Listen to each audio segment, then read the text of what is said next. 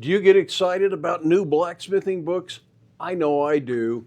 And this 2-volume set on Samuel Yellin is almost too nice to bring up to the blacksmith shop.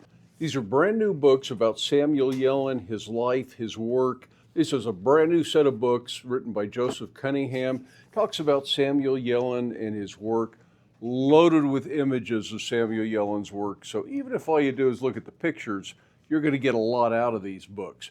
But I think the text is going to be well worth reading. A lot of good information in there. I ordered my set about a month ago as a pre-order because they weren't available yet, but I think these are out. You can go order a set, and they are going to be well worth having in the shop. Volume 1 covers 1884 to 1923,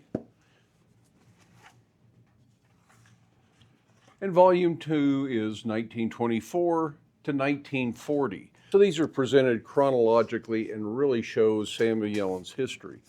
If you're not familiar with Samuel Yellin, he's probably one of the most influential blacksmiths here in the United States. His work is all over back east, public buildings, colleges, private homes, just a huge volume of work. Of course, it's not all his work. He had a crew working for him. I think at one point he had as many as 200 people working. Although, if I'm wrong, I'll find the answer in the book here. Even before I opened one of these, I noticed the cover on Volume 1. There is so much inspiration just in this cover photo that I can find lots of projects to work on, even if I'm not making the set of hinges that this portrays. So there's a better image in the book that shows the full door that these hinges are on, so you can see the scope and the overall effect that these hinges have on that door. Just the way all the elements are done, the chisel ornamentations, really makes this a spectacular piece, great cover photo.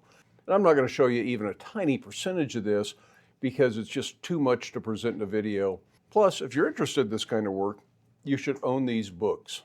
I think they're worth the price, and I'll put a link down in the video description if you're interested in buying a set of these. If you're like me and you're looking at doing more advanced work in the blacksmith shop, I think this is going to be great inspiration. I don't want to copy Samuel Yellin's work per se, but I want to be inspired by it and kind of put my own touch on themes that I see in his work and work from other people of about that time. I know this is a short video, but I appreciate you taking your time to watch. Hope you have time in your day to get out to your shop. Be inspired, but stay safe, wear your safety glasses, and we'll see you for the next video. And that should be about the new forge, which is almost ready for the first fire.